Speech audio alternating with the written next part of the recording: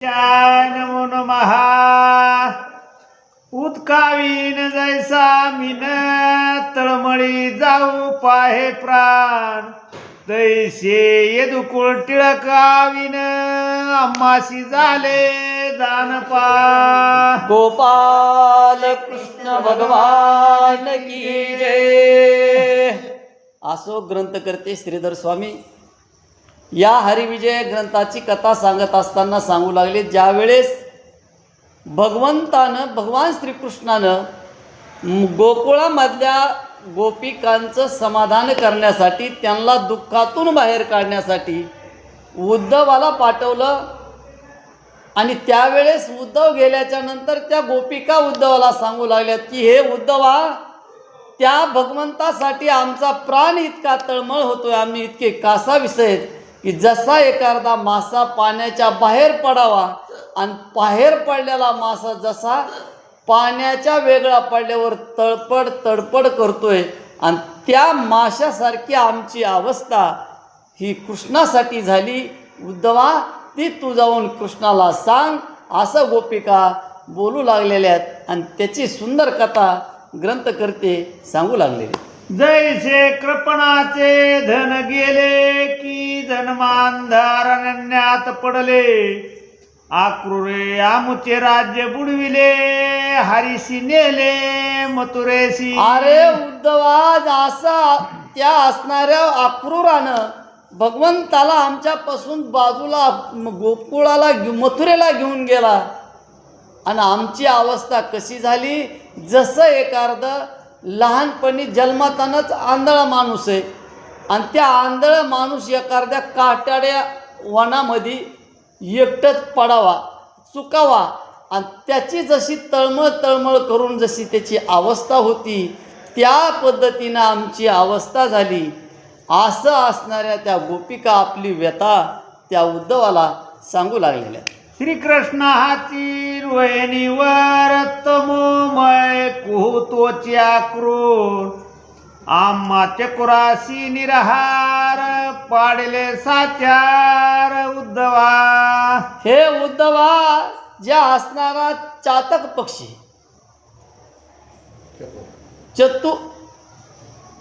चकोर पक्षी आज सूर्य उदय झाल्याच्या नंतर, त्या चंद्र उदय झाल्याच्या नंतर चंद्राचं अमृत पिण्यासाठी चंद्राची वाट बघत असतोय. पण त्या असणाऱ्या त्या चंद्रावर जसं आभाळ यावं आणि आभाळ आलं की जसं ते चंद्र झाकून जावं, आणि ते तहानेलेला जो चकोर नावाचा पक्षी जशी तळमळ करतोय, त्या पद्धतीने आमची अवस्था उद्धवा झाली. असे असणाऱ्या त्या गोपिका बोलू लागलेल्या. आम्ही तातके परमदिन श्रीरंग ओळला कृपा घन, आक्रूर दुष्ट प्रभंजन मेघ श्याम दुरी नेला. अरे आक्रूर उद्धवा, आम्ही असणारे जसे चातक नावाचा पक्षी पावसाच्या पाण्याची वाट बघतोय, आणि उन्हाळाभर पावसाची वाट बघतोय. तहानेजलेला व्याकुळेला चातक पक्षी पावसाची वाट बघायला आहे.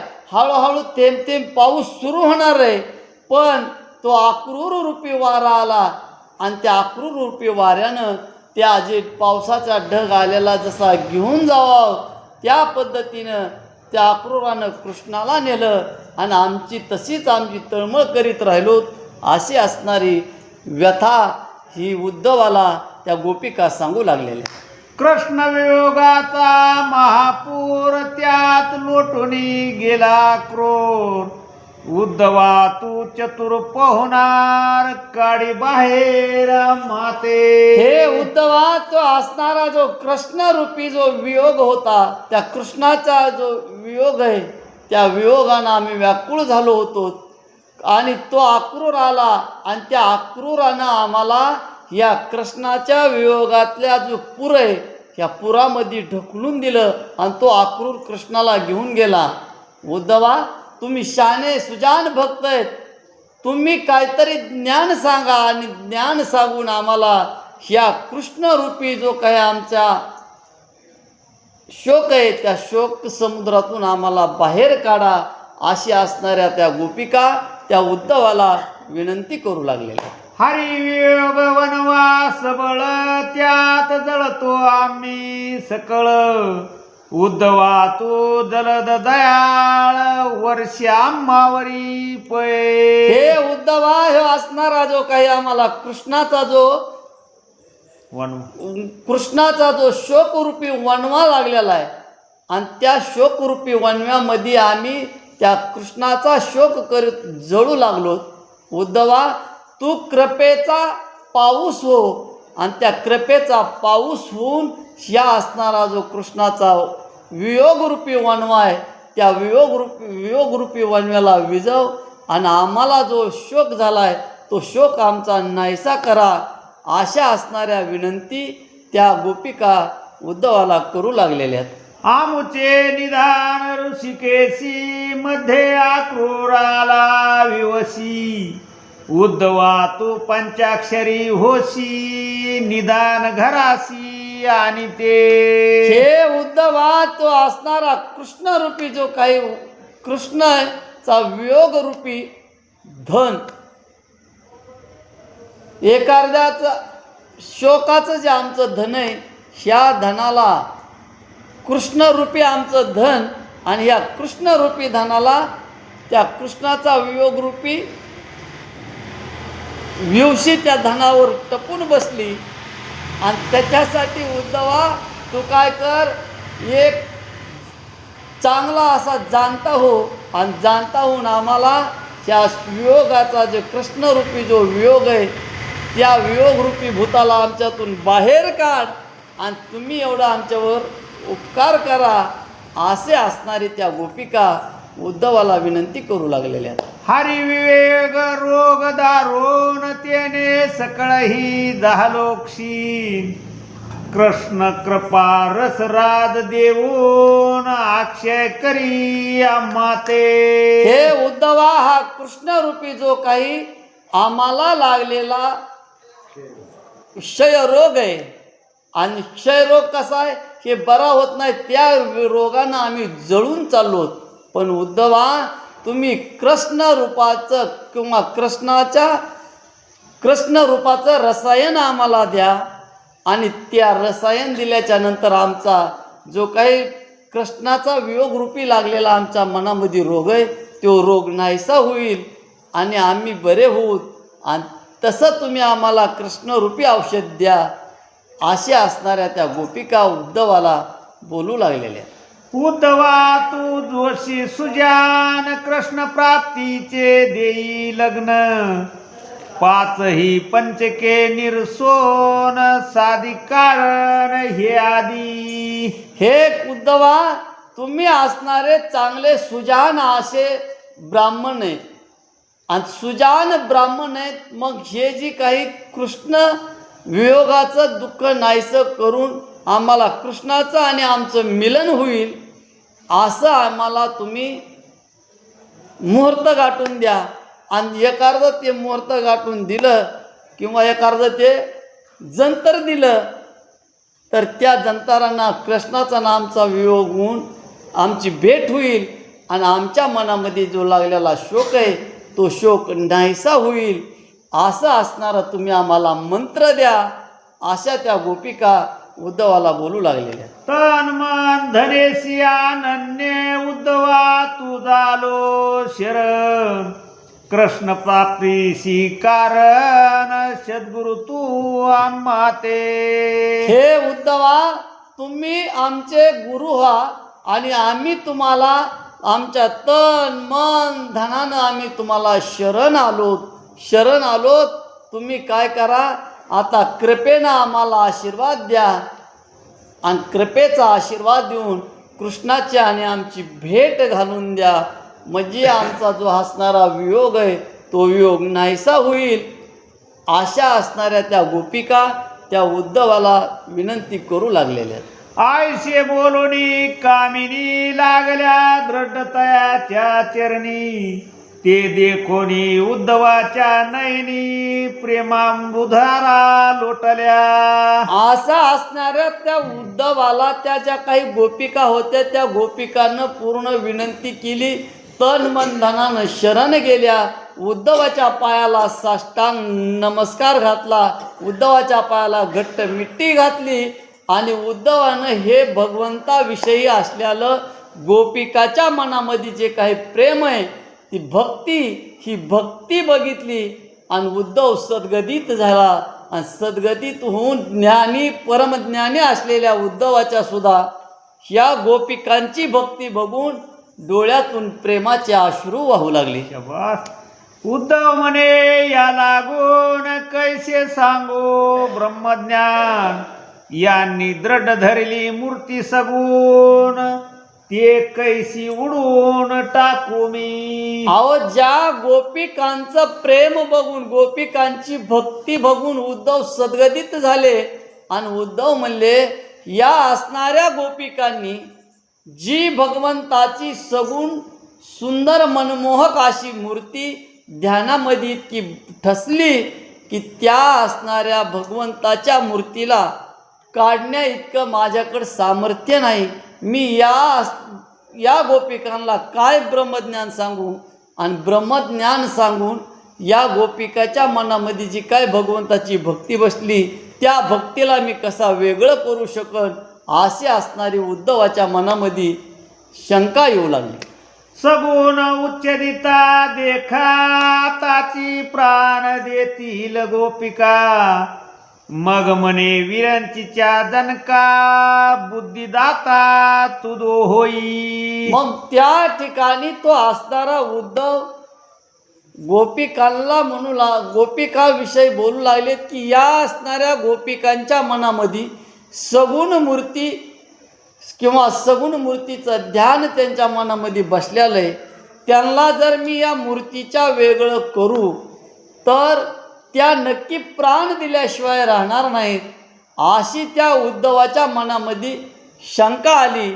आणि पुन्हा त्या गोपिकांना ज्ञान सांगण्यासाठी उद्धवानं पुन्हा भगवान श्रीकृष्णाची मनोमन प्रार्थना करू लागलेली किंवा भगवान श्रीकृष्णाला म्हणले, हे कृष्णा, आता तूच मला अशी बुद्धी दे की मी ह्यांना ह्या दुःखाच्या वेगळं करील, अशी तुम्ही मला बुद्धी द्या, अशी विनंती स्वतः उद्धव पुन्हा भगवंताला करू लागलेले.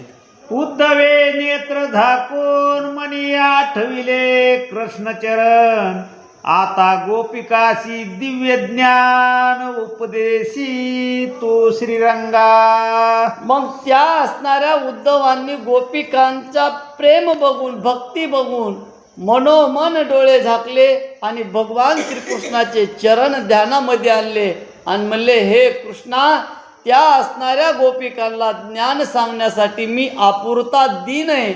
भगवंता, तुम्हीच मला बुद्धी द्या आणि तुम्ही मला बुद्धी देऊन या गोपिकांना दुःखाच्या वेगळं करण्यासाठी तुम्ही मला बुद्धी द्या, अशी विनंती किंवा स्वतः उद्धव भगवंताला शरण गेलेले.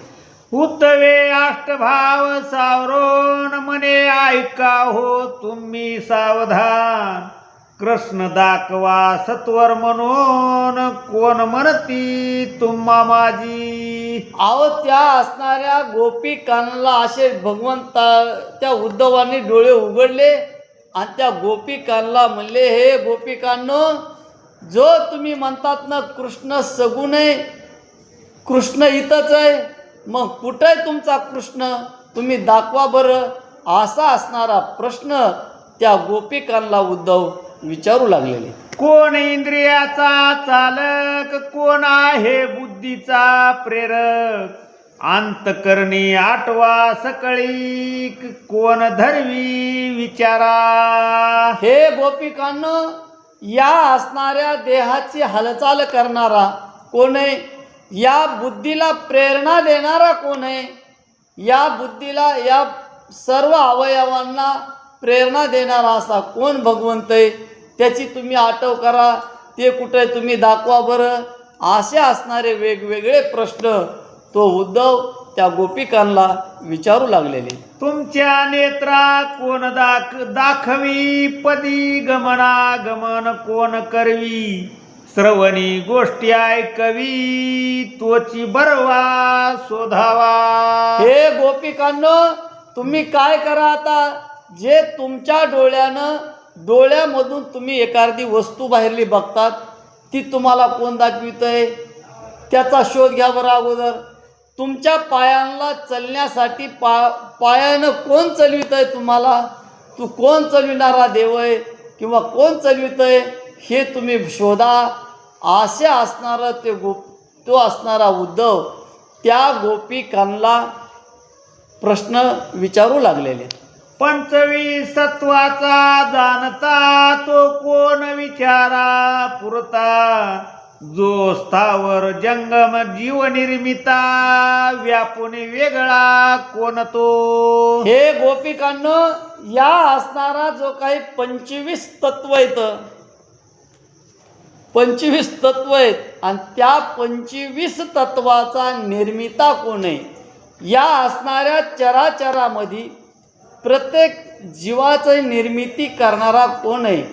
किंवा झाडं झुडपं आहेत, ह्या झाडा झुडपांना उगविणारा कोण आहे? आणि त्याचा कधी तुम्ही विचार केला का? हे झाडं झुडपं कोणी उगविलेत किंवा हे जीवजंतू कोणी निर्माण केलेत? हे निर्माण करणारा असा कोण आहे ते तुम्ही बघितलाय का? ते तुम्ही शोधलाय का? असे प्रश्न त्या गोपिकांना तो उद्धव विचारू लागलेला आहे. तुमचा देह स्त्रियाची आकृती पर्यात कोण नांदे निश्चिती, स्त्री पुरुष नपुसक व्यक्ती कोणती स्थिती विचारा. हे गोपिकांनो, तुम्ही असणाऱ्या तुम्ही स्त्री आहात आणि तुमच्या स्त्रियाच्या देहामध्ये वरून जरी स्त्री असली तरी मध्ये अंतरात्मामध्ये कोण आहे किंवा पुरुष आहे. त्या पुरुषाचा जरी देह बाहेरून पुरुष असला तरी त्याच्या देहामध्ये कोण नांदतोय किंवा त्याच्या देहामधली कोण हालचाली करतोय, असा असणारा देहाच्या मध्ये राहणारा आत्मा आणि तो आत्माराम कोण आहे तो तुम्ही बघितला का? तो कुठं आहे? असे असणारे प्रश्न तो उद्धव त्या गोपिकांना विचारू लागलेले. बहुत घागरी रांजण स्त्री पुरुष नामाभिधान, पर्यात बिंबला चंद्रपूर्ण स्त्री पुरुष नव्हे तो.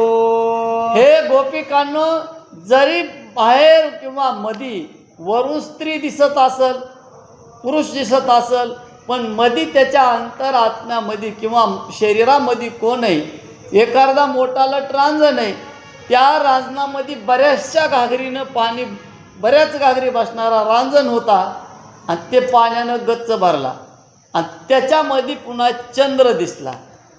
पाणी निघून गेलं, मग तो चंद्र कुठं गेला? ते चंद्र कोण आहे, कुठं आहे, ह्याचा तुम्ही कधी विचार केला का? असे असणारे वेगवेगळे प्रश्न तो उद्धव त्या गोपिकांना विचारू लागलेले. जैसे एकाची सकळ गुणी ओविले नाना जातीचे मनी, परी सूत्र एका अभेदपणी चक्रपाणी तैसासे. हे गोपिकांनो, या असणाऱ्या पूर्ण जीवजंतूची माळ एकाच वेगवेगळ्या प्रकारचे मणीत आणि ते मणी एका दोऱ्यात ववलेत. कसे ववलेत? काळे मणी काही, सोन्याचे काही, पांढरे मोत्याचे काही मणी एकाच दोऱ्यामध्ये ववलेत, पण त्या असणारा दोरा मात्र एकच आहे. मणी जरी वेगवेगळे असले तरी दोरा एकच आहे. तसे या सृष्टीमध्ये कितीही जीवजंतू निर्माण केले असले तरी या जीवजंतूंना निर्माण करणारा एकच असा भगवंत आहे, एकच देव आहे. आणि त्या देवाची माहिती उद्धव त्या गोपिकांना सांगू लागलेले. आयसे ज्ञान ऐकता ते क्षणी गदगदा हसल्या नितिंबिनी, म्हणती हे सांगावया लागुनी पाठविले काय हरीने. अहो, ज्या वेळेस त्या असणाऱ्या उद्धवानं त्या गोपिकांना वेगवेगळ्या प्रकारचं ज्ञान सांगू लागले, त्या गोपिकांना ते उद्धवानं ज्ञान सांगितल्याला ऐकिलं. त्या गोपिका उद्धवाला हसल्या आणि हसून म्हणल्या, उद्धवा, त्या असणाऱ्या कृष्णानं तुम्हाला आम्हाला हे ज्ञान शिकविण्यासाठी किंवा आम्हाला हे ज्ञान सांगण्यासाठीच तुम्हाला इथं पाठविलंय का काय, असा प्रश्न त्या गोपिका उद्धवाला विचारू लागलेल्या. काय करावे कोरडे ज्ञान नसतेची दाविसी आम्हाला गुण, प्रत्यक्ष हातीचे देऊन पळत्या पाठी लागावे. अहो त्या असणाऱ्या गोपिका उद्धवाला म्हणू लागल्यात की उद्धवा, हे असलं ज्ञान काय कामाचं आहे सांगून. अरे जे आमच्या हातामधला जो भगवंत होता तो हातचा आम्ही दूर सोडून दिला आणि आता तुझ्यासारख्याच्या पाठीमागं हातचं देऊन पळत्याच्या पाठीमागं का लागाव, कशासाठी लागावा, असं असणाऱ्या त्या गोपिका पुन्हा त्या उद्धवाला बोलू लागलेल्या. प्रत्यक्ष श्याम सुंदर टाकून कोटे पाहू निर्गुण, अचिंत्य अव्यक्त म्हणून सांगावया आलासी. अरे उद्धवा, अहो जो असणारा आमचा सगुण स्वरूपवान असलेला, सगुणमय असलेला सुंदर असा कृष्ण भगवंत आम्ही हातातला सोडून दिला आणि तुम्ही सांगू लागलेल्या निर्गुणाच्या जे काही तत्व आहेत त्या निर्गुणातला देव कशाला शोधावा, ही उटाटीव कशाला करायची, आम्हाला सगुण असलेला कृष्णच हवा आहे किंवा आमचा तोच कृष्ण बरा आहे, अशा त्या गोपिका त्या उद्धवाला बोलू लागलेल्या. हातीचा परि